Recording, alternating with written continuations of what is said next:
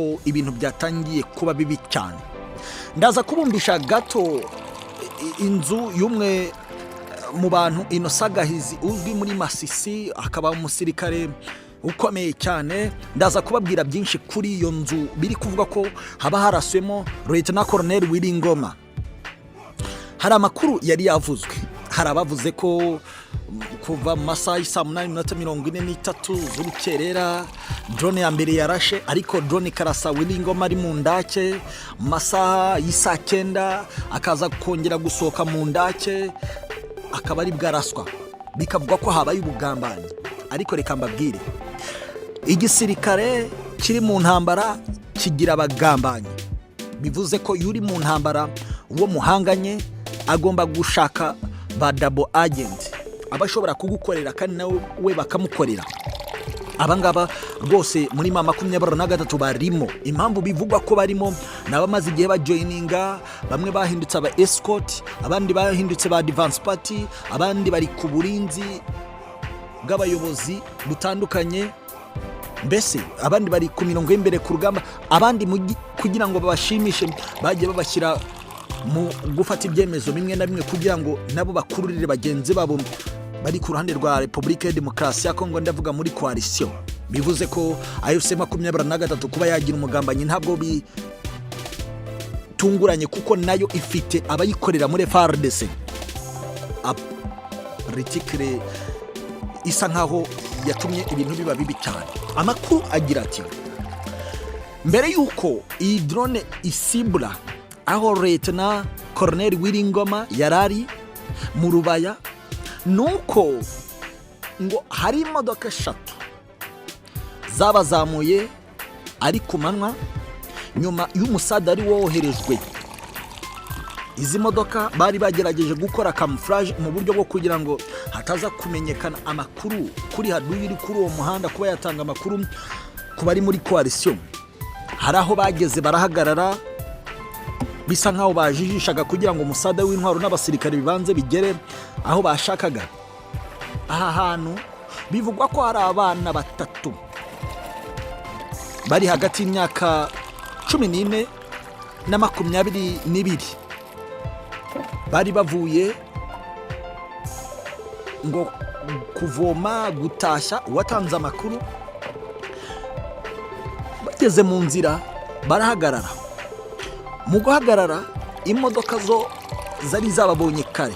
Urumva hejuru ya convoy ihetse afande haba hari umuntu ufite nibura uburyo bwo kureba kure mu birometero, kubera ko hari ahantu hari danger cyane.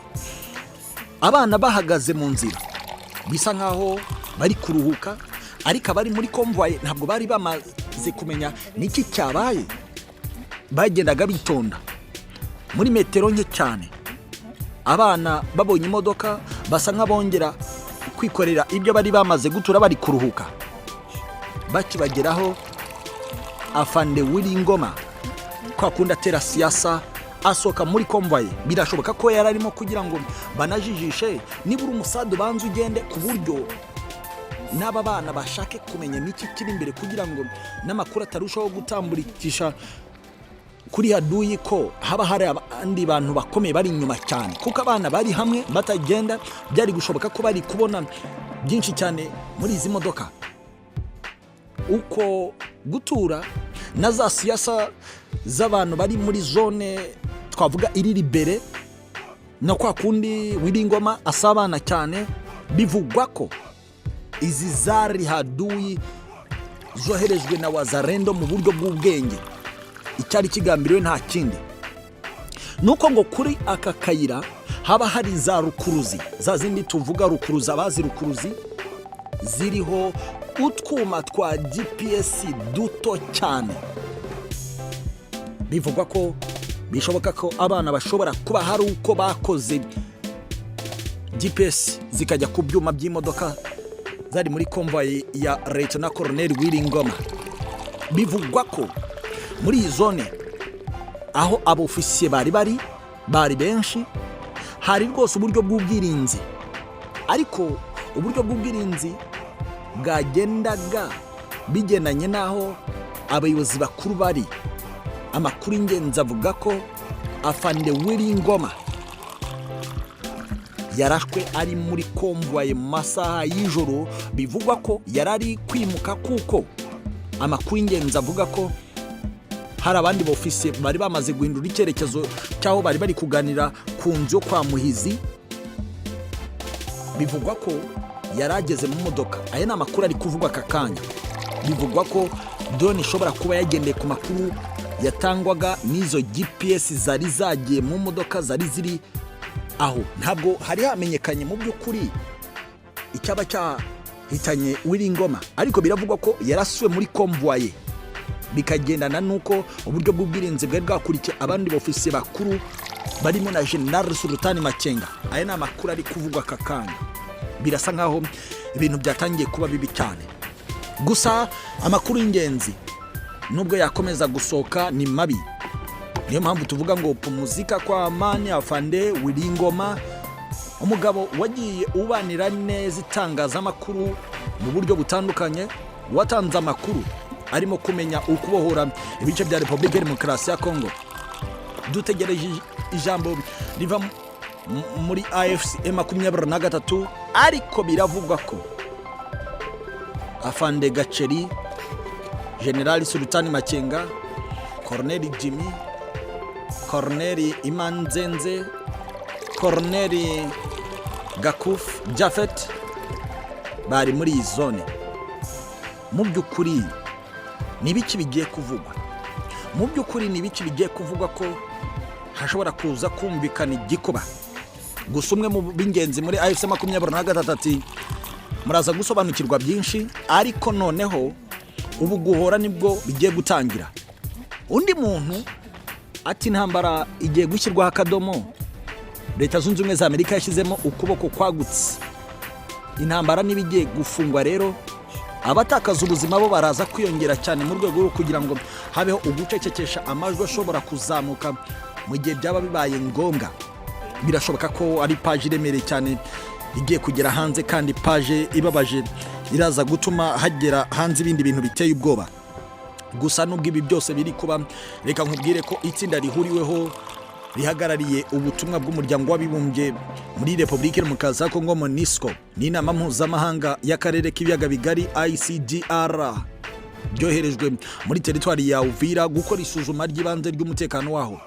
MONUSCO yasobanuye ko ubutumwa bw'iri tsinda buzamara iminsi 5 guhera tariki 23 kugeza 27 z'uku kwezi kwa kabiri y'umwaka 2026, kandi ko gatangiye nyuma y'ibiganiro yagiranye na Perezida wa Repubulika Demokarasi ya Kongo akaba n'umuyobozi wa ICGR Felix Tshisekedi. Itsinda riri muri ubutumwa riri gusuzuma niba ibikorwa bya MONUSCO na ICGR byo kugenzura iyubahirizwa ry'agahenge muri Uvira bizaba byizewe, bizaba bitekanye, kandi niba bizashoboka. Umuyobozi w'agateganyo wa MONUSCO Viviane Van de Peri yagize ati kugenzura neza iyubahirizwa ry'agahenge yitezweho kugabanya ubugizi bwa nabi no kurema umwanya ubonekaho igisubizo cya politiki kirambye. Viviane Van de Peri yasobanuye ko bitandukanye naho no mu ntara ya Kivu y'Amajyaruguru na Ituri, akanama karone gashinzwe umutekano gateganyije ko inshingano za MONUSCO muri Kivu y'Amajyepfo zitarimo kurinda abasivile.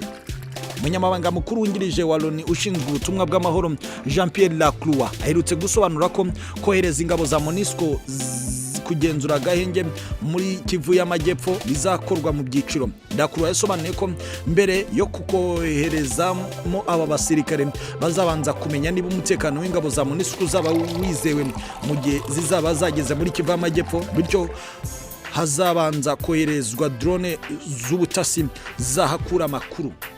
Nubwo ibyo byose kandi bimeze gutyo, Perezida wa Repubulika Iharanira Demokarasi ya Kongo Felix Antoine Tshisekedi Chilombo alias Fati ategerejwe i Paris mu gihugu cy'Ubufaransa, aho agomba kujyanwa na gahunda zirimo gutakambira mugenzi we Emmanuel Macron kugira ngo amufashe gufatira u Rwanda ibihano. Tshisekedi ari Burayi kuva mu mpera z'icyumweru gishize, aho kuwa gatandatu yagiye i Brussels mu Bubiligi mwibanga mu rwego rwo kwivuza no kwibagisha byoroheje. Amakuru aturuka mu bantu ba hafi ye bavuga ko nyuma yo kuva i Brussels agomba kwerekeza i Paris mu gihugu cy'Ubufaransa, aho agomba guhurira akanagirana ibiganiro na mugenzi w'utegetse w'Ubufaransa Emmanuel Macron. N'ibiganiro by'abari abagabo bombi bizabera muri president y'Ubufaransa. Amakuru avuga ko bigomba kwibanda ku ntambara yo mu burasirazuba bwa Repubulika Iharanira Demokarasi ya Kongo ndetse no ku kibazo cy'ibihano bigomba gufatirwa u Rwanda.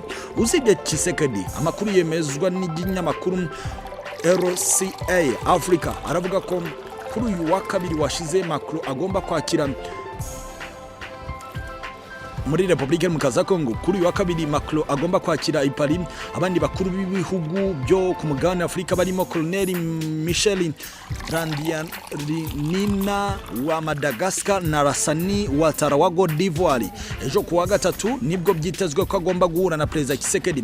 Tariki 23 z'uku kwezi kwa mbere ndavuga muri uyu mwaka nibwo Tshisekedi yaherukaga guhura na Macron muri Champs-Élysées nyuma y'uko Perezida w'Ubufaransa yari yamutumiye Paris nyuma yo kugirana ibiganiro byibanza hanini ku ntambara mu burasirazuba bwa Kongo. Macron yijeje Tshisekedi ko Ubufaransa bushyigikiye byimazeyo ubusugire n'ubwigenge bw'ubutaka bwa Repubulika Iharanira Demokarasi ya Kongo ndetse n'imbaraga zikorwa kugira ngo gerwe ku gahenge gafatika kandi gashobora kugenzurwa mu burasirazuba bwa Kongo. Mu kwezi kwa 10 mwaka ushize nabwo Macron yari yahuye na Tshisekedi ubwo bari bitabiriye inama yigaga ku kibazo cy'ubutabazi muri Repubulika Iharanira Demokarasi ya Kongo. Icyo gihe Perezida w'Ubufaransa yatanze icyifuzo cyo gufungura ikibuga mpuzamahanga cy'indege cya Ngoma ngo gikoreshwe mu bikorwa by'ubutabazi, ndetse icyo gitekerezo kiza gushyigikirwa na Kinshasa yari yihaye intego yo kugifungura bitarenze ukwezi kwa 12 umwaka ushize. Iki cyifuzo murabizi neza ko cyanzwe kubera ko AFC 23 yavuze ko uyu mujyi ugenzurirwamo iki kibuga cy'indege uri mu biganza byabo. Bagaragaza ko gufungura kiriya kibuga cy'indege bitari mu nshingano z'Ubufaransa ndetse ko bitari bikenewe mu gihe leta ya Kinshasa yari ikomeje kugaba ibitero bya drone mu bice bituwe n'abaturage benshi cyane. Mbese page ziracyakomeza kuba nyinshi cyane ku mutekano, politiki na diplomasi mu rwego mpuzamahanga. Igitero cyabayeho kandi cyarashwe. Bakuru mfite nuko no kuri delegation cyangwa kuri izi ngabo zari zivuye zari zigiye Rubaya, ibitero byagabwe kuri iyi komboyi ngayo nguko. So ndatekereza ko harimo godfather kubaze yego abavuga yuko ngo byabereye mu ifamu ya General Gahizi byo babyumvise. Yego ahantu nzi uko byagenze niho byabereye, ariko ku bantu batahasobanukiwe batanahazi isambu ya Gahizi uzukuru nayo gusobanurira. Isambu ya Gahizi ahantu iri mu Rubaya ni nk'ukuntu wafata uriya musozi wa Rebero, urabona Rebero ukuntu imeze ugacurika, urabona uke dufate nka Rubavu, umusozi wa Rubavu niko kwa Gahizi bimeze. Kuko kwa Gahizi ni famu nini. Ubundi kwa Gahizi hariya hahoze araha ariko asafi mu Rubaya ku bantu babizi. So kwa Gahizi ni umusozi wunamiye centre ya Rubaya neza cyane. Ni ukuvuga ngo iyo uri kwa Gahizi uri kureba centre ya Rubaya hasi yawe, ntabwo kwa Gahizi. Iyo bavuze kwa Gahizi ahafite mashine, ahafite inzu nini cyane ifite buri kimwe. So iyo bavuze kwa Gahizi uvuze mu Rubaya kuko ni umusozi wunamiye centre neza cyane, uramanuka paka muri centre ya Rubaya. Urimo kumva ugwa mu muhanda. Ikindi kibazo none uri mu muhanda kuri umusozi w'umuhanda, imodoka zirazamuka zikava muri centre zikazamuka mpaka ku nzu. Ntabwo niba bavuze ngo famu ya Gahizi General Gahizi Innocent, ni ukuvuga ngo yahubatse inzu nini. Yahubatse inzu nini nka zira za Nyarutarama zibura hari amazu nk'iya Innocent abahungu. Hafite cadastre nini cyane ifite buri kimwe. Nuko bagenda bayisenya umutekano muke bakagenda barabanduza bakayisenya, ariko hafite cadastre nka zira za Nyarutarama, hafite cadastre nini kwa Innocent. So amakuru rero ahari nuko barasiye hariya ni ahantu biri official kuva ku gihe cya kera, yaba ku gihe cya CNDP hara kwa Gahizi. Iyo abasirikare cyangwa abayobozi, yaba abayobozi ba CNDP b'abayobozi ba M23 bubu, iyo basuye Rubaya of course abenshi bashyikira hara kwa Innocent, ni hejuru kuri farm ariko yicuramiye Rubaya. So Rubaya rero kuvuga Rubaya iyo uvuze kwa ngo muri farm ya Gahizi egari kuvuga muri centre ya Rubaya. ko ntabwo ushobora kurasa muri centre muri kwa Inosa honyine utama ibi nk'izi drone ngo ntizigere muri centre. Ni hafi cyane birafatanye. Ni umusozi utari muremure cyane. Ni umusozi muremure ariko inzu ya Gahizi iri hagati usa nk'ujya hasi ku muhanda hasi. Ntabwo iri hejuru ku musozi kuri top oya. Iri nko hagati ariko ujya ku gihande cyo hasi ku muhanda. Niho urugo rwe ruri. Ni inzu nini cyane Oswakini. Ifite buri kimwe, ifite amazi, ifite za generator, ifite za panneau soleil ku buryo iyo hari ubumeze nk'umuntu uri imuhira. Haba abakozi, hari amafarashi ari aho ngaho iruhande. So aho kwa Gahizi rero, aho kwa Gahizi niho bivugwa ko izi drone zarashye. Niho bari. Navuze ko ntari buze kuvuga byinshi, navuze ko ntari buze kwinjira muri details kuko ndi makuru mfite, ariko iyi convoy yarashwe. Icyo nababwiye muza kwiseguraho ni iki, ntabwo ngewe nazanga ngo ntangaze ngo convoy yarashwe hanyuma abayiguyemo naba oya, ntabwo ngibyo ndibuze kubyinjira muri details. Icyo turi buze gukora ni ukuza gutegereza tukareba icyo AFC M23 batangaza. Convoy yarashwe yari Monde, ninde wapfuye cyangwa ninde watabarutse, hanyuma ninde wa survivings. Ngayo nguko ibi ngibi byo ni nta gikuba ni igikuba ariko nta gikuba, kuko ku bantu especially bakoresha amarangamutima cyangwa bakumva ko hari igikuba cyacitse. No, listen to me. Ni intambara. Urukunyumva kuva Bunagana kugera aho bageze uyu munsi ni intambara. Bari mu ntambara. Ntabwo ari intambara y'amagambo. Ni intambara. So nabonye abantu bari gufata abantu baciye ibikuba. So Willy Ngoma ariho, ntabwo izo drone za ambushi za targeting imodoka ntabwo zarashe imodoka ngo ayigwemo. Ni inkuru nziza. Yayiguyemo, urugamba rurakomeje. Niho gahunda imeze. Abantu ntibaze ngo bacire kuba nabonye abantu hano dore inkuru yabaye inkuru. Willy Ngoma nagenda arabagiye nk'intwari, nabwo niba atarashoye muri izo modoka, izo propaganda ziraza guterwa ibyatsi. Ariko ndababwira ngo niyo byaba ariko kuri nkuko biri guhihwiswa, ntabwo ndi kubona igikuba cyacitse. Agiye asanzeyo abavandimwe benshi, Makanikari yamusanzeyo, Bakastro bariyo n'abandi. Iyi ni intambara ifite igomba of course igiye ikiguzi. Maybe people can open their eyes bakumva ko ntabwo ari intambara nk'uko abantu babitekereza iri aho ngaho y'ubucuruzi n'ibiki. No, ni intambara.